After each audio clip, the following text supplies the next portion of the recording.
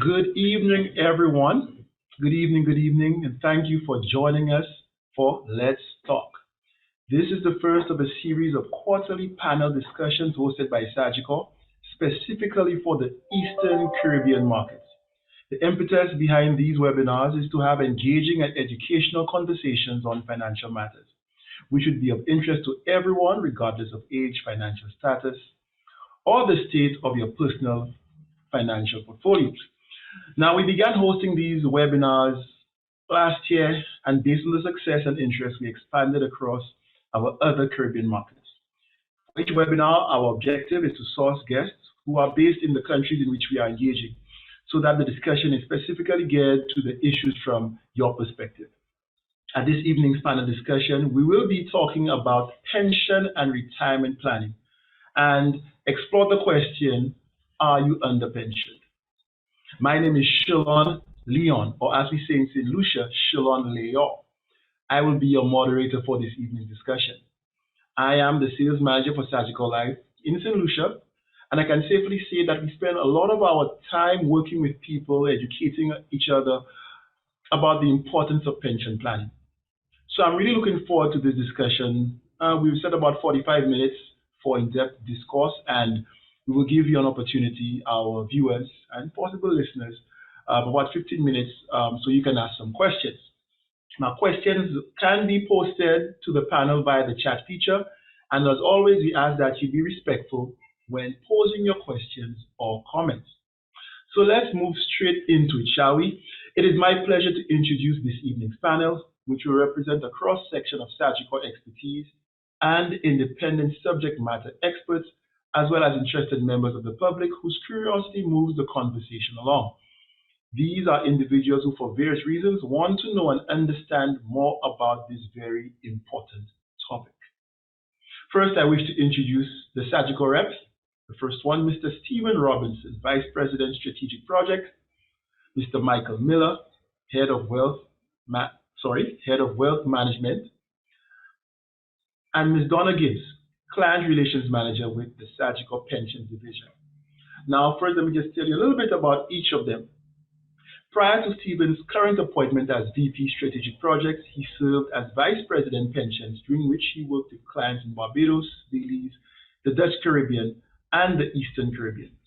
Stephen has presented on a wide range of pension topics to industry groups, clients, and the general public, and he is passionate about empowering people to make sound financial decisions. Michael is an experienced finance and investments professional with an extensive career, education, and training in investment management. Michael was employed by Sagicor Asset Management, Inc. for over 10 years and served as Assistant Vice President Investments, where he worked intimately with management of pension investment services across Barbados and the Eastern Caribbean, along with implementation of several strategic initiatives. Donna's career spans employee benefits, with about 20 years managing pension plans in Barbados, the Eastern and Dutch Caribbean. She holds several insurance industry designations, including the Fellow Life Management Institute, FLMI, and Associate Customer Service designation. Given that this is our first webinar directed to the Eastern Caribbean, we wanted to have our most experienced leaders in this area to share their knowledge with you. As such, we are also delighted to have Mr. David Matthias, who is the Executive Director of the Social Security Board for Antigua and Barbuda. David is a career civil servant with over 30 years' experience in management at middle to senior levels throughout the civil service of Antigua and Barbuda. Prior to his current appointment as Executive Director, he was the Budget Director at the Ministry of Finance, Antigua and Barbuda for 7 years. He is currently an adjunct lecturer at the University of the West Indies, Five Islands campus in economics. We are also delighted to have with us two entrepreneurs who we feel will add immense value to the discussion. Ms. Tavia Hunt, who resides in Antigua, is the Artistic Director for the Shiva School of Dance, a well-known and established dance school in the island of Antigua and Barbuda. Currently a lecturer at the Antigua State College, she facilitates a course called Performing Arts for Cape CXC in the Liberal Arts Department. Tavia, I hope I said that correctly, or Tabia, she will correct me when she comes on. And Ms. Anya Charles is from St. Lucia, and she's a motivational speaker, activist, television host, and co-producer of Motivation with Anya. She's also the founder and CEO of the Youth Development and Empowerment Program, which fosters a support network for young people. Panelists, good evening, and thank you for taking the time to join us. And like I said, thank you to all of you who tuned in this evening. So we want to get the ball rolling. We have this topic, are you under pension? And I wish to kick things off by engaging Tavia and Anya as our non-financial or pensions experts to get their perspective on this question. So, Tavia, when you hear under pension, what comes to mind? Why do you think this is even a discussion worth having?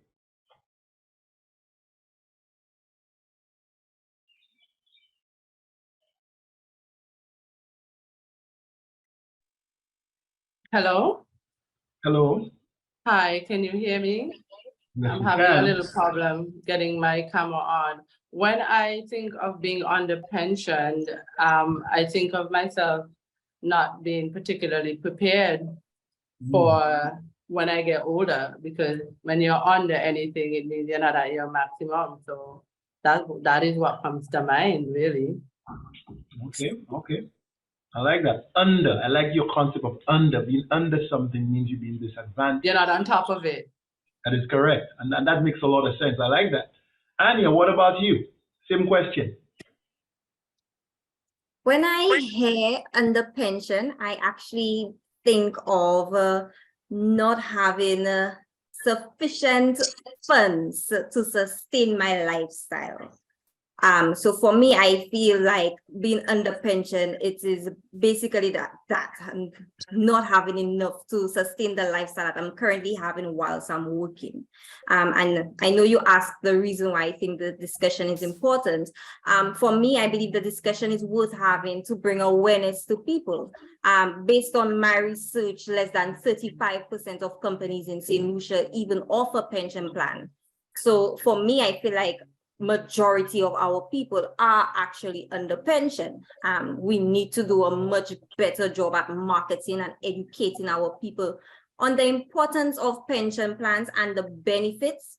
And given this information, I would actually go ahead and say, I believe we need to form some sort of partnership between government and insurance companies to encourage businesses to offer that, because now we have our people being under pension. And it is not only a matter of promoting a sector there to see, there is a market to allow our people to safeguard themselves. And I believe we need to find ways of encouraging our people to not only have a financial future, but to have a financial future for a quality lifestyle there to see. Nice, nice. I like that. I feel like I introduced you guys as the non-financial, non-pension experts. I should have changed that. You guys, you know your stuff. Yeah, and you're right. Being under pension really means to be behind the eight ball when it comes to planning and preparing financially for your retirement. And as a salesperson myself, I usually use the analogy of, or the idea. I ask people, do you think you have enough money now? And they say, oh no, I could always do it more. And I say, so let's imagine life after retirement where your income is significantly less. What do you do then? Will life be any easier? And at that point, people start thinking, all right, I think and that is something to worry about. Michael, you're an expert on the field. Can you provide some perspective here on what it means to be underpensioned? Sure, and thanks, Sherlon. I mean, my perspective is that, after 40 years or so of working, I think we all deserve to live well during retirement. And the thing is that in our line of work, we far too often kind of see utter disappointment and shock when persons are presented with their option letters at retirement. You get questions like, is this calculation correct? How do you expect us to now live on that amount? Now, preparing for retirement, is very daunting. It's somewhat challenging because there are numerous unknown variables that persons feel as though, it's very difficult to kind of forecast. And it results in more or less procrastination because people procrastinate to either begin the process. And I can tell you for a lot of young persons, they probably don't even think about it until is a eventuality. And for those older folks, some might say, you know, it's better late than never. But I think we on this call will say it's best we begin early to afford ourselves kind of the greatest opportunity of success. And now when we kind of branch in and look at social securities and the strain that a lot of them are under, we need to take personal ownership in this area to ensure we are adequately covered in retirement and to ensure we are not disappointed in terms of our replacement income to support the desired lifestyle that we would like. Another concern is when I think about being under pension is that people often think they have more time than they really do. And, you know, in thinking so, they fail to consider the positive impact of factors such as, you know, compound interest, you know, investment returns over the long term. And they also fail to think about the implications of adverse factors such as inflation, you know, investment volatility and the impact it could have on your asset portfolio. And such, I would tell you that, you know, you need an optimal asset allocation and you need adequate diversification. So back in 2009, I would have published a paper along with Professor Devenish from the University of West Indies. And in fact, that paper was titled Attitudes Towards Savings and Retirement in Barbados. And the truth is, it was a similar study done in the UK, which kind of highlighted that, you know, there's just a general lack of financial literacy. And generally, savings towards retirement tends to be very much inadequate. So all I would say is that, you know, though adequacy is a kind of an individual kind of circumstance, because obviously a person needs to look at their desired lifestyle versus their accumulated assets and their income sources, being mindful that, you know, generally these sources have to last them for the rest of their lives, right? So I would say, I would kind of end my comment in this area by saying, you know, it's not an exact science. And I think people get carried away thinking that they have to be correct from the beginning, right? You don't require a crystal ball. You need to kind of factor in certain things like, you know, when you're planning to retire, kind of looking at the time frame to retirement, because that has implications for your accumulation period, looking at how long you expect to live, because that has implications for how long your assets need to last. And once you have that baseline, you just need to implement and stay the course in terms of and be consistent. Thank you very much, Michael. Lovely insights. You had my mind racing. I wrote down so many things. I don't know where to start. But in a nutshell, what I hear you saying is that people pretty much take their retirement for granted. And then some people, they get so confused, they try to get the exact science correct that they just mess up the whole thing. And even in my own discussions with folks, some people tell you, hey, I have an apartment renting and that will cover my retirement. And sometimes we lose the concept of compounding interest and letting your investment grow over a period of time. And that takes us to Stephen. Want to know what your thoughts are, Stephen. Is it really an issue of people being underpensioned? Is it more an issue of ineffective planning? You know, what advice do you have for people with regards to the importance of getting their pension and life after work on point? Okay, so thank you. Good evening, Sherlyn, and good evening to everyone who's tuned in and to my fellow panelists. I love how Tavia and Anya introduced the question of being under pension, and I like Michael's initial thoughts there. I will add that every article that I have read about retirement planning suggests that the vast majority of people are not financially prepared for retirement. So Anya, you don't have to feel as though you're in the minority. And if you think about it, a typical long working lifetime is between 40 and 45 years. And I think Michael would have mentioned that, you know, you typically will work for 40 years and you deserve to live well after that. But then your life expectancy, once you reach 65, and I pick age 65 because that's a common age at which a lot of people think in their mind they're going to want to retire. But once you reach age 65, the average person has approximately 15 years of life still to live. And as I said, that is an average. What that means is that some people are going to have a shorter lifespan, but then some will live into their 90s and some will exceed 100. And supporting yourself for that length of time is a very big task, considering that many people make barely enough to support themselves and their families. So the first hurdle really to overcome is that many people don't even know what is involved in planning for life after retirement. And Michael would have touched on this. And so I hope that we can scratch the surface in the next hour or so, so that you feel empowered to get additional information and to start really planning for your retirement. Thank you, Stephen. I think I like what you're saying here. I think you're giving us another angle where you're saying it's not so much about getting it correct, but just starting to learn and opening up yourself to that information. So I like that. I'm going to pose a question to our audience. We're going to get back to you in a bit. So audience, I'm asking you a question here, and you put in the chat room, you could use the poll feature. When do you think is the right time to start thinking about retirement? In your 20s, your 30s? What about when you're in your 40s, your professional prime? Or is any time the right time? Just put in the chat. Let's hear what you guys think. While you guys are putting your answers in, we're going to turn our sights to you, Donna. Now, Donna, you're more engaged in group pension plans and group pension clients. And so that means you work more with companies and helping them set up that benefit for their employees. Now, as a salesperson myself, I've met many people when you approach them with options for their families, they would say to you, hey, Sean, I'm covered. I'm like, you covered? They say, yeah, I got a plan with my company. And people usually use that response for life insurance, medical insurance, and of course, pensions.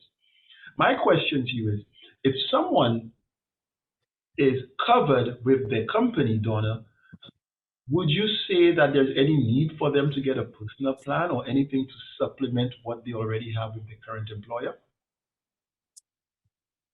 Thank you for that question, Sherlon, and good evening to all. And the short answer is definitely yes. And you may have heard Michael say earlier, when we are dealing with companies, because that's mostly what I do, companies, pension plans, when persons are ready to retire, they usually will ask the question, how do you expect me to retire on that? How do you expect me to live on that? And that would usually be a question that comes from some person who is really only looking at this company's pension plan to provide all or the most of their retirement income.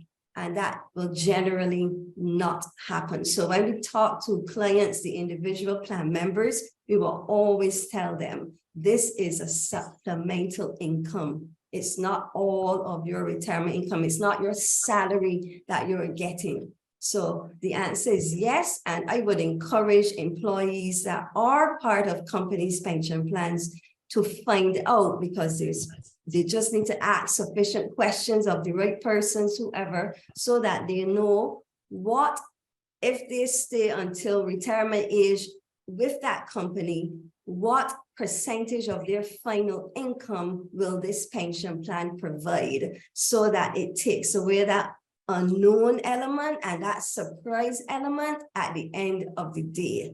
That's very, very important.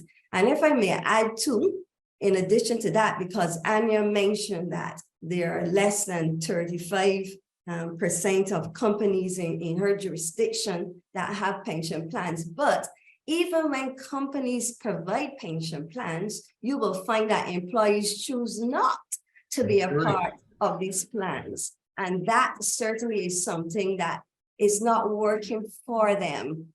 And most, well, pension plans that are registered, companies have to match at least what employees are putting in. So employees ought to grab hold of this to make sure that they're more on top of the game, Tavia, as opposed to being not in the ballpark, because you don't want to give up the opportunity to have something down the road. And we'll probably talk about a little later about the why nots, but hopefully by the time we're done here, they will see the great importance of having that. And the truth is, Sherlon, companies' pension plans are a surefire way for planning for retirement income for a whole number of reasons. I could probably talk for the whole hour on it, but I know we have to address some of the other items. So suffice to say, it is not all, but it's certainly a very important part of the planning process, and employees should be on, but yes, supplement that income. So Now, thank you so much, Donna. I hope our viewing audience could have sensed and felt the passion with which you were speaking. And you're right, so many folks, and I hope none of our viewers are one of them, they get the offer to join a company and they say, not now. And what I want to say to our viewers is many times the plans and the things we can put in place for our future, we feel like we don't need them. I think Michael hinted to that. We bet on life, we think we have time. And the interesting thing is that when we finally come to the realization that we need these options in our lives, many times it's too late. And so now is always the time to start. But moving over to you, David. One of the things you have, one of the, the rebuttals you get when you propose a pension plan to people is, hey, I got my Social Security. I'll be covered. And I think a lot of Caribbean folks, again, Stephen, for lack of information, have misconceptions about what they will receive in their retirement years. So can you tell us about the work of the Social Security Board and how it falls into this whole pension and retirement planning? David, give us some feedback from the public sector, how this will help us out. Thank you, Chanel. Thank you for having me. This is an opportunity, as Michael and Stephen have indicated, for us to educate people to learn. You are very correct. The misconception that a lot of persons have is that Social Security is all that you need to survive in retirement. The unfortunate truth of it is that that is not so. One of the very significant roles that we as Social Security have to play is to actually educate persons that how you live today is very much dependent upon your salary. Social Security is only replacing a portion of that salary. Therefore, how you live tomorrow, that is in retirement, is immediately affected by the decision to retire and to receive a pension. So what are the things that you need to bear in mind when taking that decision, when you decide that you're no longer wishing to work? Stephen, Michael have indicated that in essence, the simple rule that we at Social Security like to tell persons, what you require to live today is what you must plan to generate and more over your expected lifetime. And I know when we talk about life expectancy for Social Security, the odd thing is that we're talking about life expectancy from retirement. In other words, we basically are saying after 5 years, you've taken all that you've put into Social Security and you're now living on someone else's contributions to Social Security. So anyone who is going to retire, who is going to rely on Social Security, though Social Security is important, it is not the be all or the end all of your retirement strategy. It must be buttressed by private investment. I often recommend persons finding some private insurance policy that provides that needed fillip for them going forward. I also suggest that they should have a very aggressive investment or savings plan from early in their working years. Don't wait until you're 30 and 40 to begin to save. Start saving, even if it's $100, $50 from your early working years. The cumulative value of that pays you dividends long beyond a Social Security pension. Thank you very much. And I'm just loving the information. Even as someone who works in the field, I'm so enlightened by some of the reminders and some of the insight that you guys are providing. And what I'm hearing you saying, David, is let's not be fooled that our Social Security will cover us. Multiple streams of income, of saving, and starting now. And I looked in the chat, and someone said starting at 24, someone says as soon as possible. And from what I'm hearing from the experts, as soon as possible seems to be the answer. But the ball is rolling and we're going to keep this momentum. So when we speak of pension planning and being under pension or trending in that direction, the question we must ask ourselves, relative to preparing for those golden years is not just when is it the right time to start, where do we start? How much money do we need? David just said 150, whatever you have at this time. Sometimes you're actually planning for the rest of your life.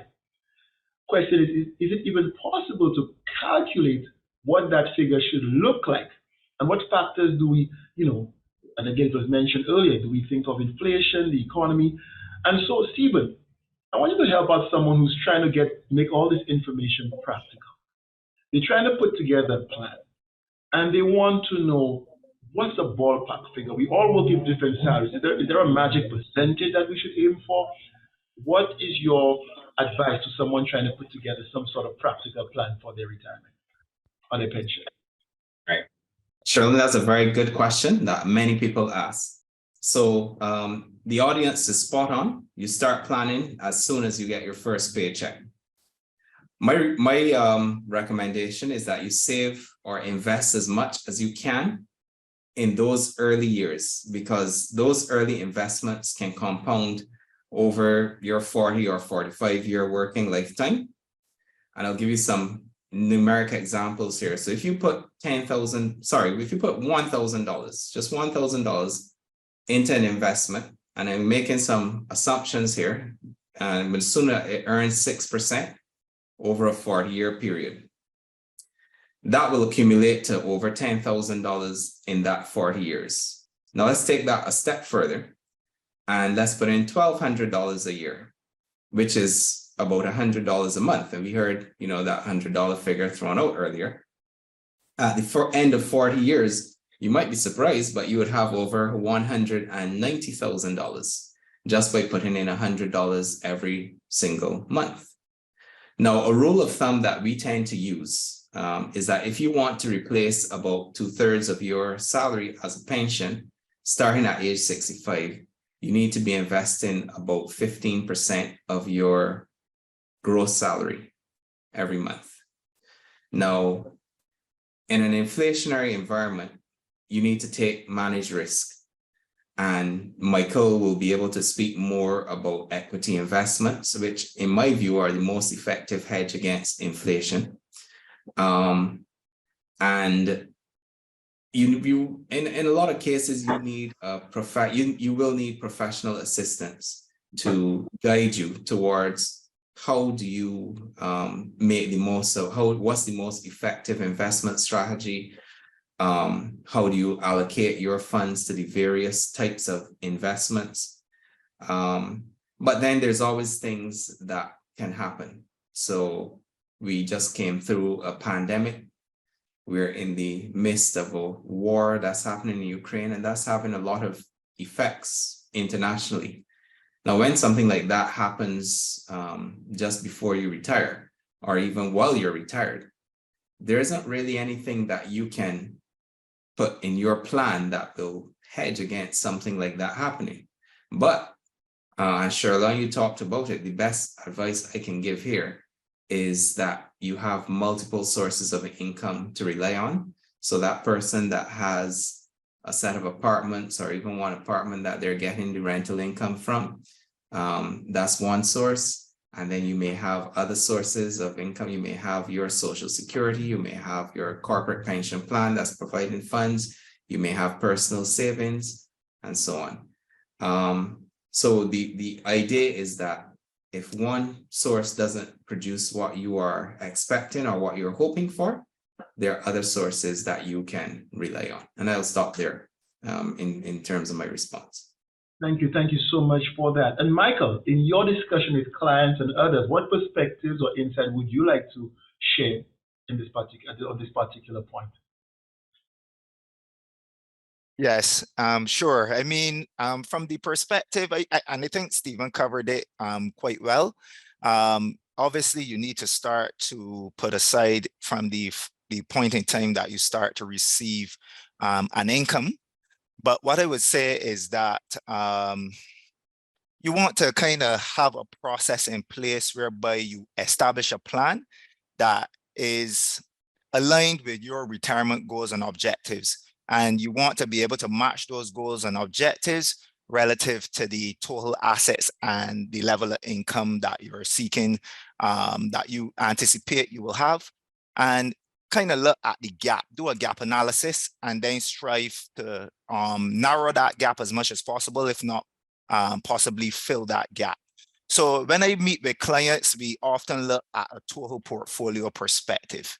So one of the approaches, we like to simplify it. So, and as I said, it's not you don't require a crystal ball, but as you're kind of forecasting kind of your expenditure, you want to look at what might be fixed like anticipated expenditure, and you try to allocate within your portfolio in a way that allows you to accumulate the income to cover those fixed expenses.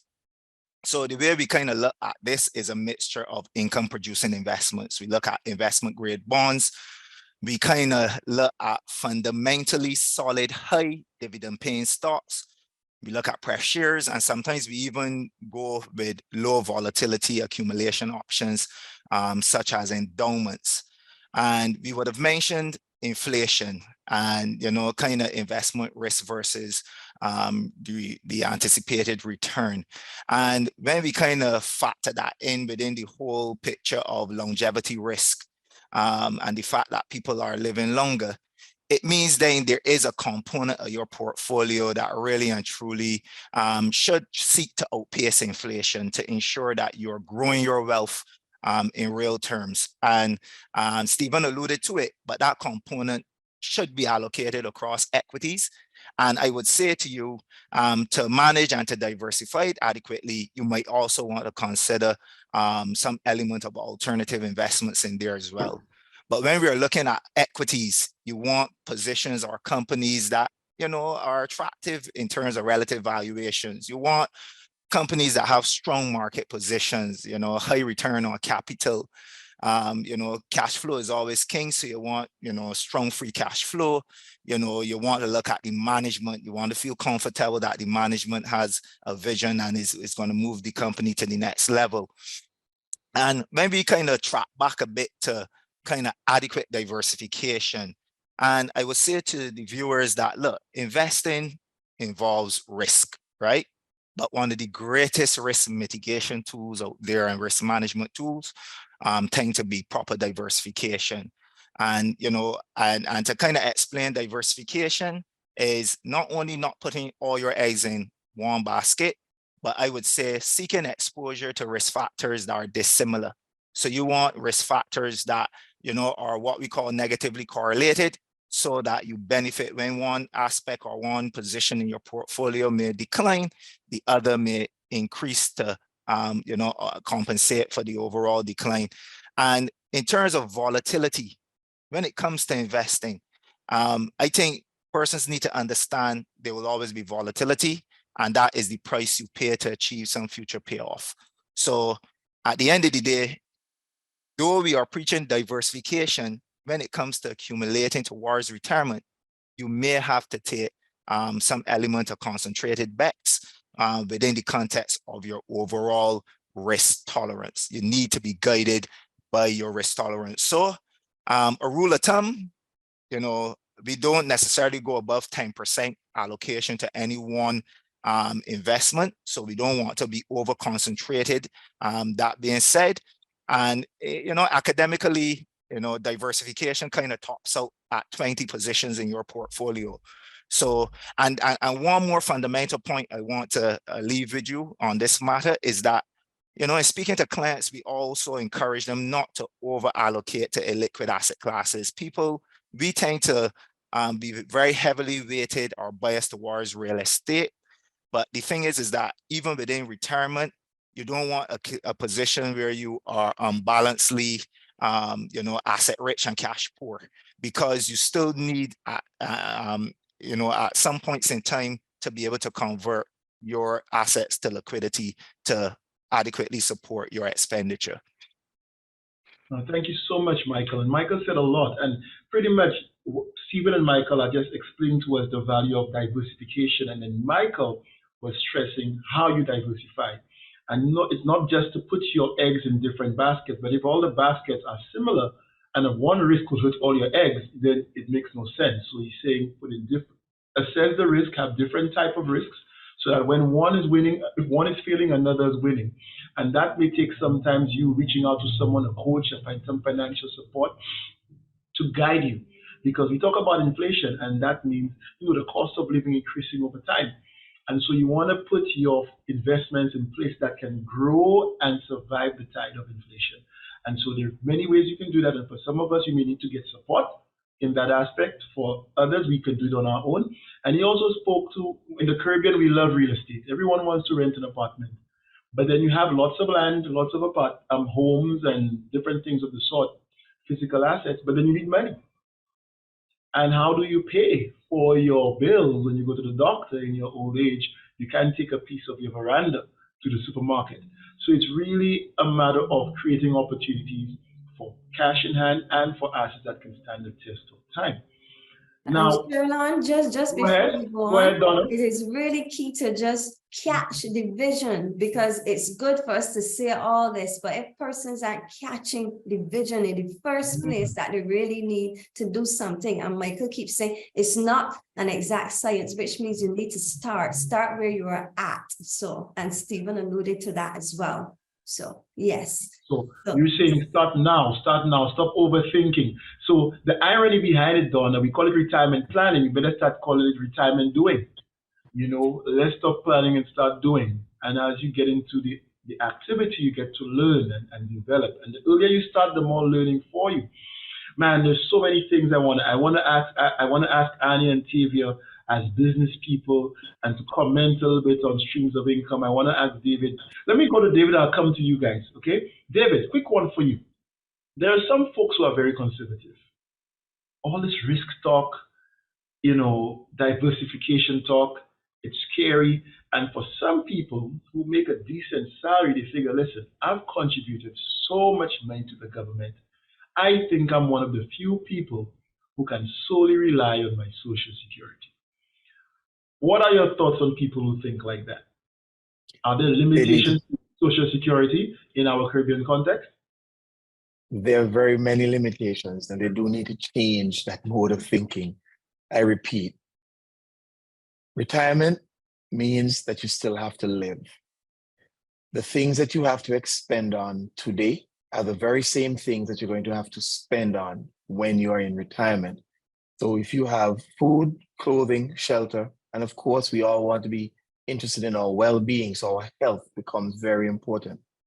Now, I say that you need to have multiple streams. You have to, as much as Social Security is that base, is that foundation that you're building on, you have to have something else that is added to it, because there are going to be times that Social Security will never meet that need.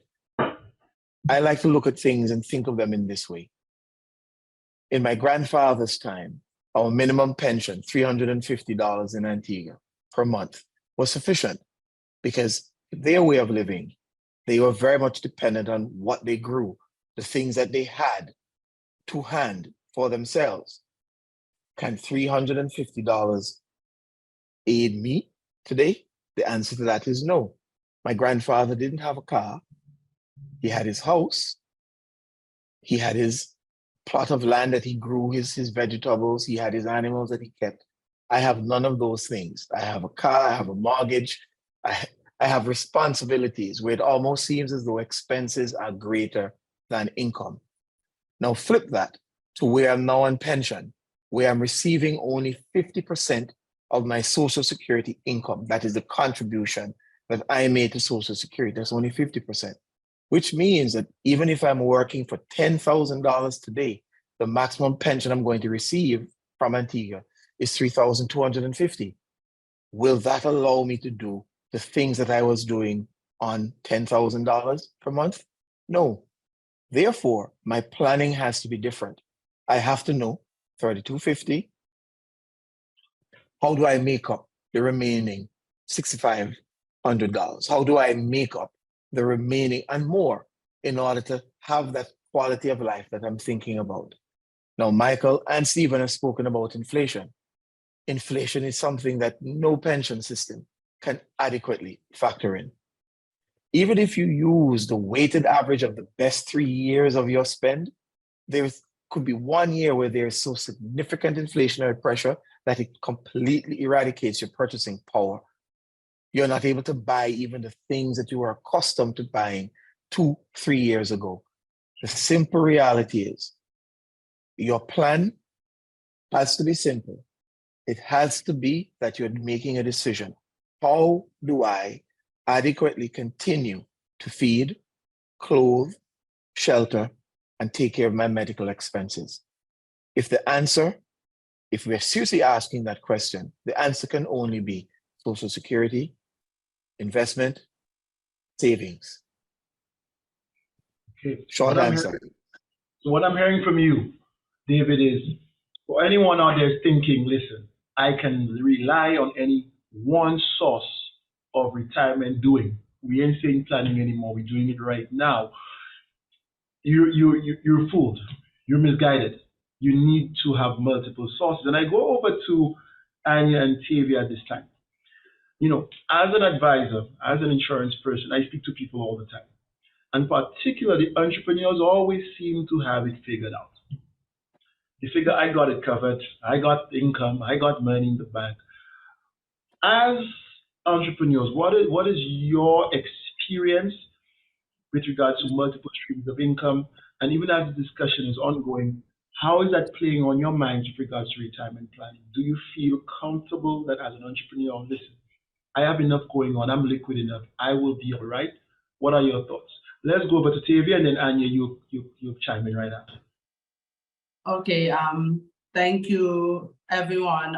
Everything that has been shared has been so instrumental in expanding my thoughts on how I build my legacy going forward. Now, there's something that we didn't talk about much yet, and it relates to how we've been educated to this point. When I was younger, I didn't know anything about insurance. I didn't know anything about multiple streams of income. The idea was to get a good job.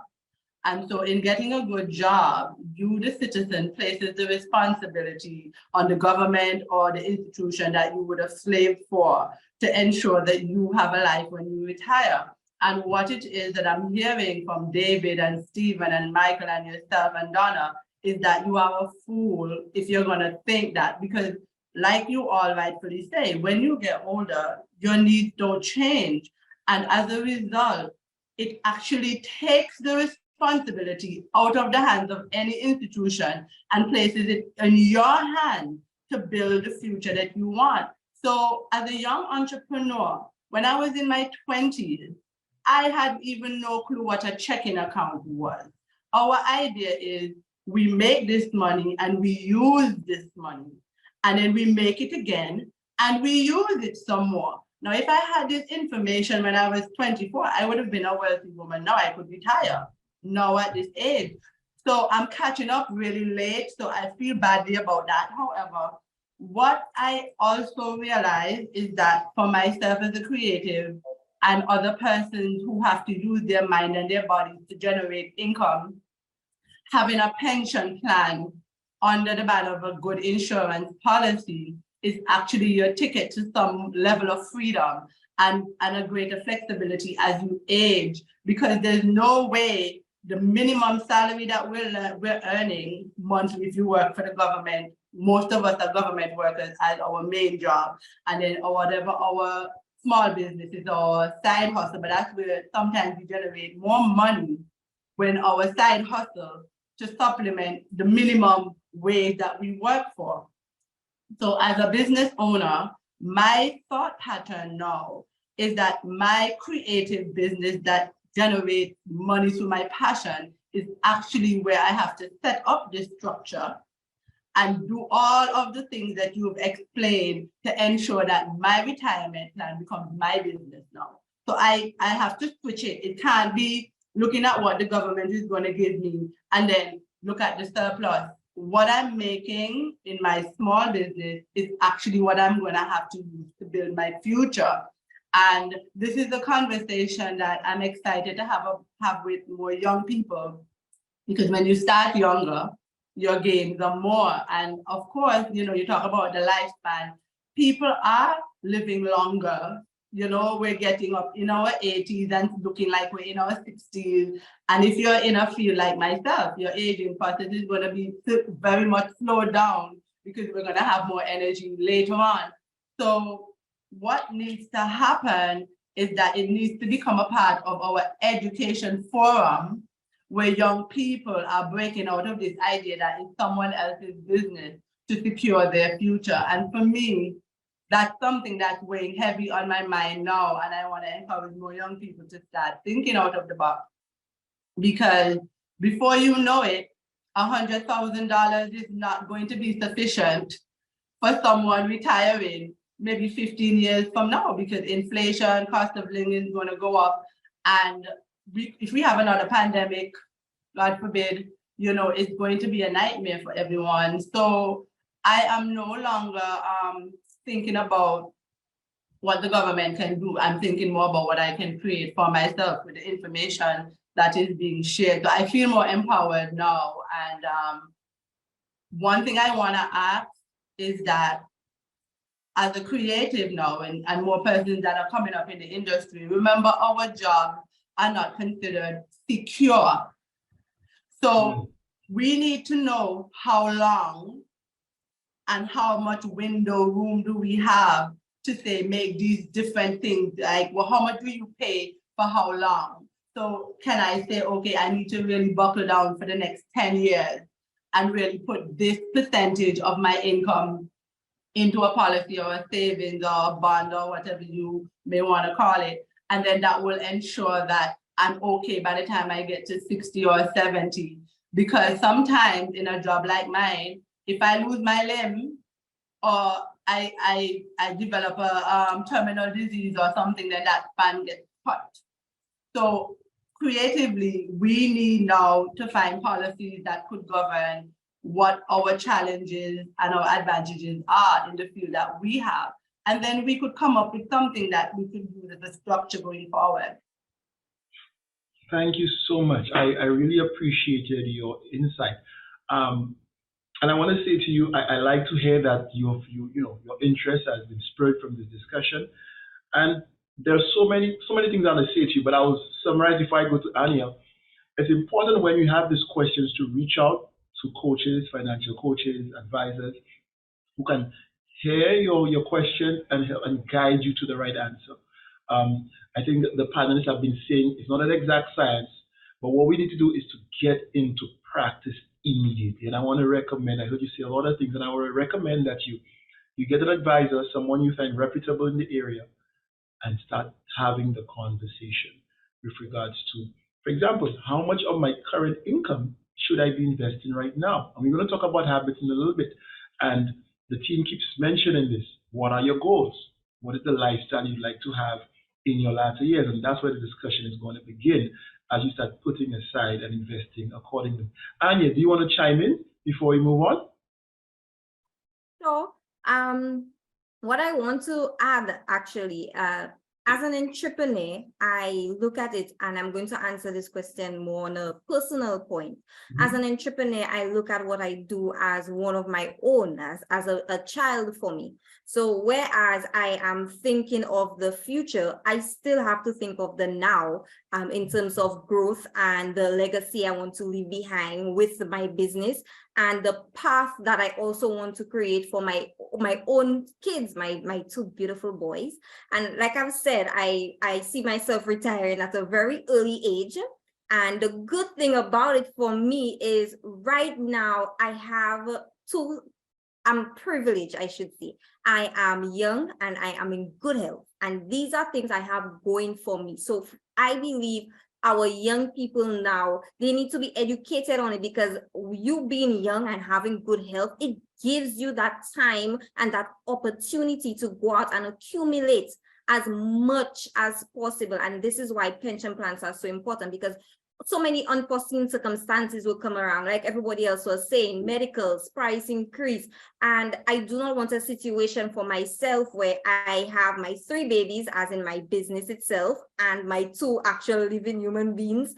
When I'm on retirement, I'm not going to be naive stuff could happen. I do not want a situation where they don't feel they can rely on mommy, in other words. I do not want a situation where I'm on retirement and I have to be holding my head and screaming because my home is calling for repairs, or the business needs to somewhat develop some growth, or we need to go down a different path. So I believe we need to educate our young people and probably take it from a standpoint that no matter what avenue you are in life, you need to look at it not only from a now standpoint, but from for a future standpoint as well. Thank you very much. Before we continue, we have some activity in the chat room. And Mr. Matthias, we have a question for you. Could you please break down the calculation for pensions in Antigua and Barbuda? For example, if someone is receiving a gross salary of $1,000 per month, EC, is there a method by which they can calculate what their pension would be, assuming other variables remain the same? I'm going to give you a simple formula to follow, and it will help you. Think of the Social Security formula in Antigua as simply this: the best 5 of your last 10 working years.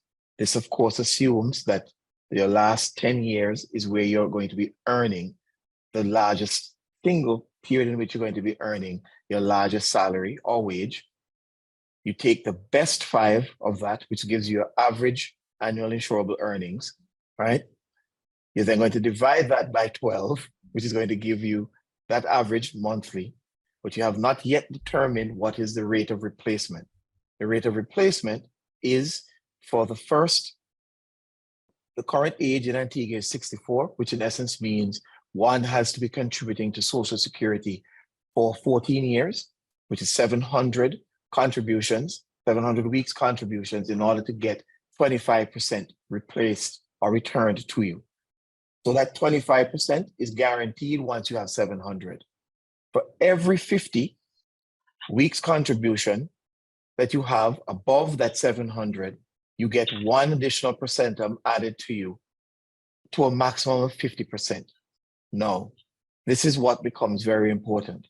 The Social Security wage is $6,500. In essence, it means 50% of 6,500 is $3,250. So whether you work for 4,000, 1,000, or 10,000, you cannot get from Social Security greater than $3,250 per month. It means that a person who is earning $10,000 per month is immediately put at a disadvantage going on pension, because that pension is not even paying them half of what it is that they were earning. They're basically making a third of what they were earning prior. The reality simply is that that's why I say the pension in Antigua is just not sufficient. So the simple formula, you find your average insurable annual average, which is the best 5 of your last 10. You're going to divide that by 5, which gives you the average. You divide that answer by 12, which is going to give you the monthly. Once you determine the replacement rate, which can vary between 25 to a maximum of 50, you're going to then multiply that to tell you this is what your pension is. But no one can earn in Antigua a pension from Social Security greater than $3,250, which is why we at Social Security will always advocate that you would need to have additional income streams, because it would then become unrealistic or foolhardy, to keep with the theme of the afternoon, for you to rely solely on that. Now, that affects high income earners, but there is a transfer to those persons who are low income earners, where your pension will not be greater than what your contribution, but because you're living longer than your expected contribution recovery rate is, you are actually gaining more. So after 3 years of receiving your Social Security pension, you have actually fully amounted, you have actually taken back from Social Security all that you have put into it. So if you live for an additional 12 years thereafter or longer, you're actually now transferring from another generation to yourself in order to continue to live if you're relying solely on one's pension. So these are some of the things to really keep in mind as to how quickly you take back all that you've put into Social Security. Quick one, David. Can any Antiguan citizen come over to your office and get a specific account of their Social Security status? Can they walk into the office and get that information? Any Antiguan citizen, any OECS citizen, any CARICOM citizen can freely walk into the office and get us to give you a nominal figure. And we say nominal because the one thing that we do not know, if you took the decision to retire today, yes, we would know what your best 5 of your last 10 would be. But if you made a decision that you're going to work for so many additional years into the future, we do not know what your income is going to be at that stage. We'd have to make an assumption, the assumption being that current rate of inflation, current willingness of government or your employer to pay increases, what the likelihood is that your income would grow in future years. Again, it's not exact. It cannot be exact because the variables there are so numerous, it becomes extremely difficult to pinpoint it. And most persons want to know that am I going to get the 3250? Right? And how long do I have to work to get 3250? You have to work 40 years and more, but you have to be earning in those last 10 at the ceiling in order to benefit from the 3250. Thank you very much. And you just answered, that's a point I was going to make. Across the Caribbean, the CARICOM region, please feel free. In St. Lucia, it's 3,000. No matter how much you make, the cap is 3,000. And I think, like you guys were saying, people come in, Donna said it, when they get the pension, they're like, oh my goodness, is that all I'm going to get? Same thing happens at the NIS, Social Security bureaus within our region. So it's important. I think I see someone mentioned in the group, in our chat saying, you know, how viable or how reliable is it for one to depend? Look at the situation in France where the retirement age is moving because we need to amass that fund so it remains profitable. And I think viewers, listeners, if you're not getting the point, let me just say it's important to start doing for your retirement today. All right. I will also say if you don't think you need to have $1,000, if it's $20, put it aside. It's going to multiply. Do something now. Do something now. We're going to continue on because we have a few more things we want to talk about habits. Is there such a thing as preparing now? In regards to preparing, I'm saying, should I reduce debt where possible, shift some finances around right now? Michael, what practical tips are we doing things right now which are considered bad practice that we're hurting our pension now without even knowing it? Are there any habits we can be adopting that would hurt other than the typical savings? What advice do you have with regards to practical habits that we can engage in at this present time to prepare for our retirement or for our pension plan? So a couple of things to that question, Sherlon, and to the audience. I mean, generally, I know, for instance, in Barbados, it's almost anticipated that your pension will kind of cover about 2/3 or replace 2/3 of your current income. And essentially, it's anticipated that you would have already retired, pun intended, majority of your outstanding debt by the time you retire. So it's a case where you will expect then that 2/3 would adequately cover you in retirement. Unfortunately, and I think it was alluded to earlier, oftentimes you actually maintain the same lifestyle in retirement that you had pre-retirement. So it means that it's inadequate.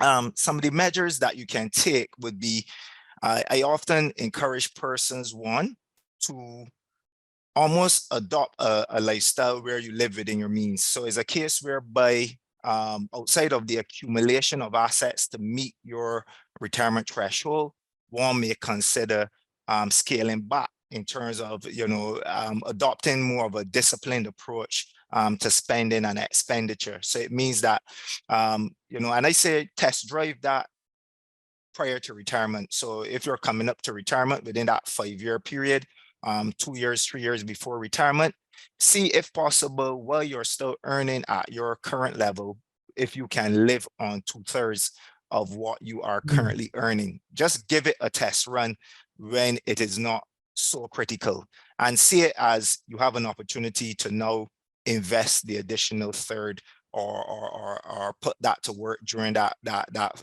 period. And at least that gives you a sense as to how challenging it may be. I mean, yes, the time horizon may be somewhat short in terms of filling the gap, depending on how uncomfortable it is, but at least it gives you a sense as to where you may need to move the needle to ensure that you achieve the desired lifestyle. I like that. 2/3. I'm thinking in my head, man, can I live on 2/3? That's a really, really, really good question.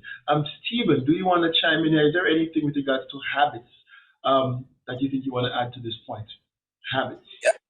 So I will just say good habits, they have to be practiced.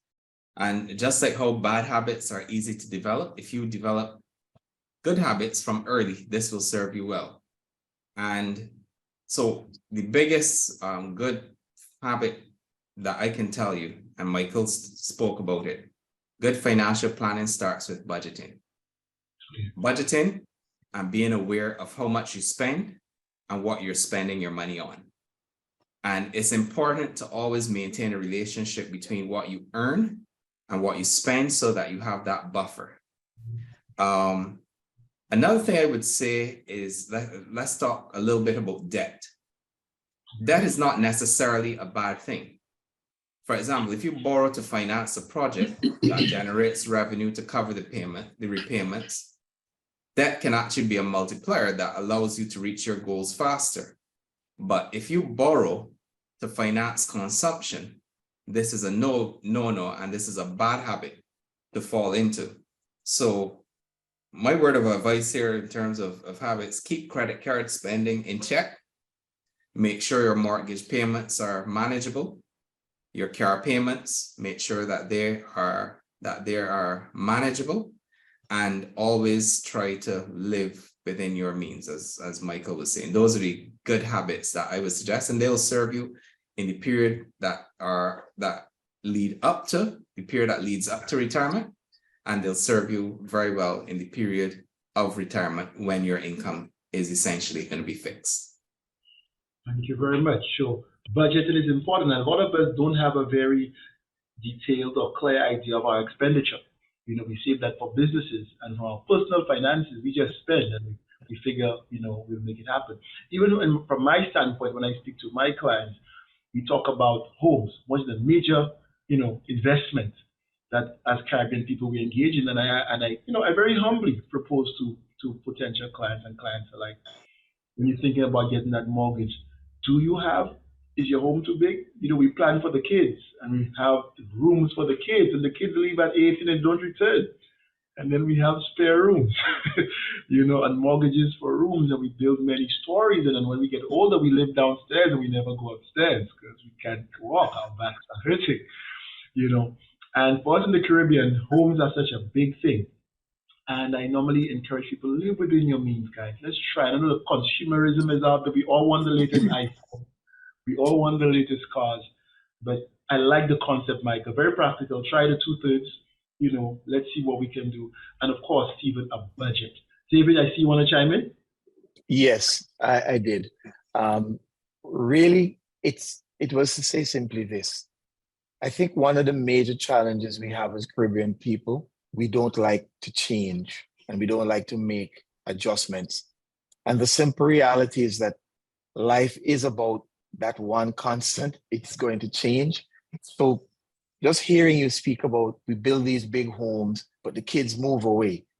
The simple reality is that was always going to be the case. When I was growing up, my mother used to always tell me, I'm never depending on any of you when I'm retiring. I am doing what I need to do so that I don't need to depend on you, right? No, I'm kind of different. I keep asking my kids, which one of you is going to take care of me when I get older? Because I've done it for you, so you should return the favor. How And many as kids much do as you I'm have? joking, as much as I'm joking in it, is the one thing that I am also guilty of, that thing that I'm always telling them that they need to recognize, that the only constant thing in life is that it's going to change. So I am not accepting that they don't need to look after me. I need to make my plans so that I can take care of myself. Fortunately for me, I had a mother who instilled that thought pattern, not to be dependent on others, and to plan and to structure, to budget, to do all of those things. I give them the joke all the time. My mother used to go into the supermarket with her calculator, and she calculated the fluid ounce per dollar spent. So she would break down a bottle of ketchup based on how much she was going to get for what she had to pay for it. So these are some of the things that we need to discipline ourselves. And the other thing that I wanted to talk to was the entrepreneurs, those persons who have that side hustle. The difficulty with a side hustle is that you do not contribute to Social Security the same way that you do a person who is employed. Very often, many of our Social Security systems give you a different rate of contribution because we recognize cash is very significant to the success of your business. It does then place a significant burden, if you want to use that word, on you to make a different set of plans with regards to how you invest or reinvest your cash in the growth of your business. Because you, unlike an employed individual, is at a further disadvantage when paying into Social Security. Because in many instances, even though that income you earn from your side hustle may be greater than your day job or your regular job, your full paying job, it still is only part-time. It's subject to anything happening, right? A loss of a limb, some other sickness that is debilitating, and you're just not able to earn the way that you are, which is why investment now becomes so important to your continued quality of life. I cannot stress that enough for self-employed persons and persons who have those side hustles, right? And I have one thought that I always remember from one of my university lectures, right? Always have a side hustle, but make sure it's a legitimate, lasting side hustle. It makes no sense that you have a side hustle that pays you big, pays you quick, and then the income dies. It has to be something that income is consistent, continuous throughout your working life and beyond. So bear that in mind. Thank you very much. Okay, Tavia, you want to go ahead? I see your hand. Yes, what jumps out at me, and you made reference to, yes, you're planning for future, but you have to live now. And because we have not had the benefit of being financially literate earlier on, a lot of this information is very new, and adjusting to budgeting and knowing what percent of your income needs to go here or there in order for you to now secure a better future, depending on when you become wise enough to know this. It really places me to ask the question. Now, I represent, the regular citizen who is just trying to improve their current situation. It could be that, you grew up in a income home that, didn't offer you many opportunities, and now you're trying to bust your sweat so that you could improve on that.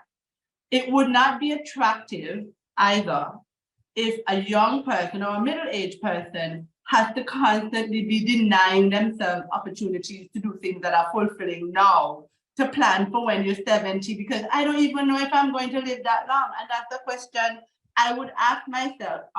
I do work for the government, but I'm not going to take my leave because I want to save up this thing for when I get old. But suppose I die next week. So we ask ourselves these questions and we say, you know what, let me just use it now. Let me spend this money now because I don't know what's going to happen. So we also have to find a way to communicate this financial literacy component so that persons realize that you can still have some enjoyment now.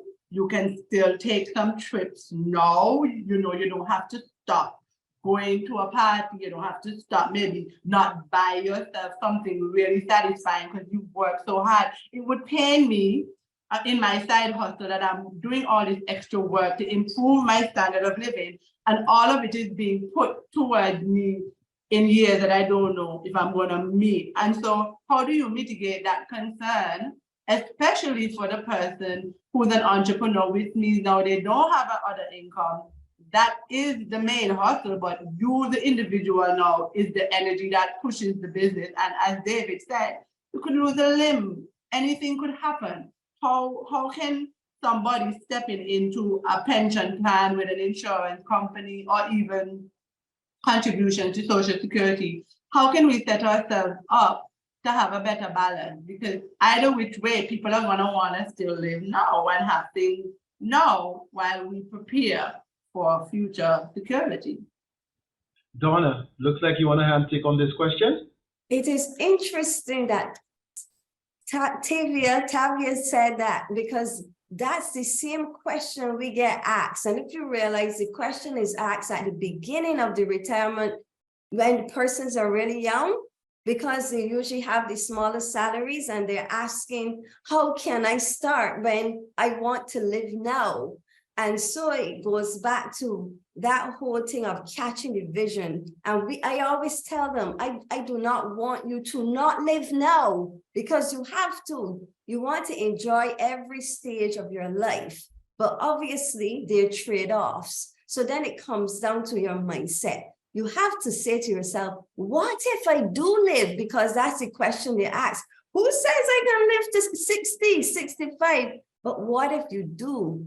And the idea is, as we said, is to pay small amounts. We aren't telling you take half your salary, take 15%. Just start with something. And it's all about your values and your priorities. And the truth is, life is about sacrifices. We have to sacrifice something to get something else. So it's start small. And that's why you're correct, because it's all about that education. If we can get people understanding, you put down that small amount in 20 years, in 40 years, you don't feel it as their wealth is starting later. The sacrifice is much bigger and you feel it more. So that's really the secret. But Now, if it's a secret. yeah, I want to say this, team. I'm really enjoying the discussion, but my producers are telling me we have 3 minutes left. So I want to say this to everyone who's on the call listening. You go to the gym and you're not sure what to do. What do? You find a coach. You want to make something, you don't know how to do it, you get a seamstress, a tailor. Why don't we apply this basic principle to our finances? Someone asked earlier, does Sagicor provide any guidance for investments and pensions and that type of stuff? The answer is yes. And I think on the whole topic of education, someone said in the chat, the educational component of retirement planning is very important. There needs to be an ongoing conversation. So here's what I want to say to us. The conversation may not always come to you, but you have full control of going and starting the conversation. Every Social Security NIS bureau is open to hear you. Go in and ask a question. Go into Sagicor. Get your personal financial advisor and say, hey man, I want to start saving for the future. Please coach me. Tell me, this is what I make. What can I do with what I have now to have for tomorrow? But hey, this is what I want to do. Again, the team, Michael said it, Stephen said it, David said, everyone's saying, you have goals. I have present goals, I have future goals. I want to achieve them all. But this is what I make. This is what I own. This is what I would like to own. How can I go about starting?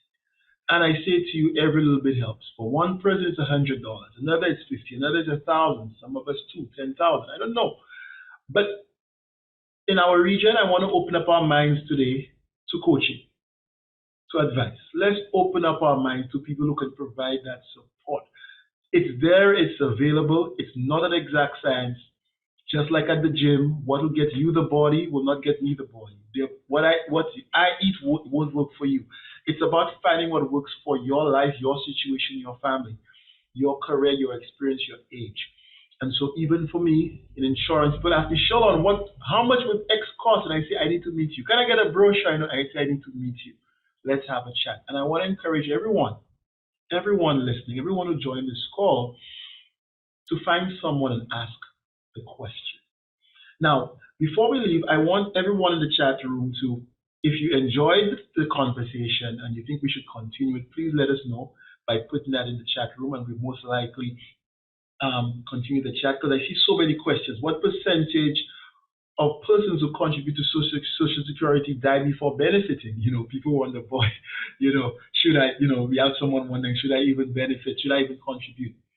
But the truth is, guys, all of us need to contribute to that pool to support one another. You're supporting someone's other generation. We all need to join in. But I see, yes, definitely we need to continue the conversation. If there are any particular topics you'd like us to cover next time on Let's Talk, please put it in here for monthly sessions. Thank you, Ms. Fisher. If you want us any specific topics beyond pensions, put it in. I think I take your very informative. I take all of these comments to mean that the panel did an excellent job. Michael, Donna, David, Anya, Tavia, Stephen. If you look at the chat room, you could see that the audience is saying, we want more, we want more, we want more, we want more. So producers, we have to do some more of these to educate the public. But I want to challenge you, public, and say, listen, the information is out there. Go get it. Go get it. Let's plan for ourselves. Let's plan for our kids. Let's plan for our countries. Let's plan for our futures. When is it too late to start planning? Interesting question. Never. Just start. Just start. Stock markets, all the different things. I want to recommend that you find an advisor. Reach out to your local Sagicor advisor who may point you to someone who can assist you if they can themselves. Let's plan now. So I want to end the discussion on what I consider to be the rephrasing of the term. We ain't retirement planning anymore. We retirement doing. Let's stop planning. Let's catch the vision, as Donna said. Let's do it immediately. Let's do it now, because our lives, our children's lives depend on it. The worst thing you want is to get to that age and to know that you're depending on your kids. And don't get me wrong, it's one thing if your kids are well off and they're willingly doing it. It's the next thing when you could feel you putting that pinch on them. I speak to parents all the time when they tell it's heartbreaking. It's heartbreaking. Let's do the retirement. So I want to thank everyone for tuning in to Let's Talk. Thank you for your comments in the chat room, and hopefully next time we can allocate some more time for the discussion. So to the panelists, special thank you to you, man. You guys were great. I learned so much from you, Michael, David, Anya, Tavia, Stephen, and Donna. I really enjoyed it. And yeah, thank you, Sagicor, for allowing me for this great opportunity. So thank you, guys. Have a good night. I wish everyone the best. Have a good night. Have a good night. Good night. Thank you. Bye. Thank you, everyone, for attending. Good night.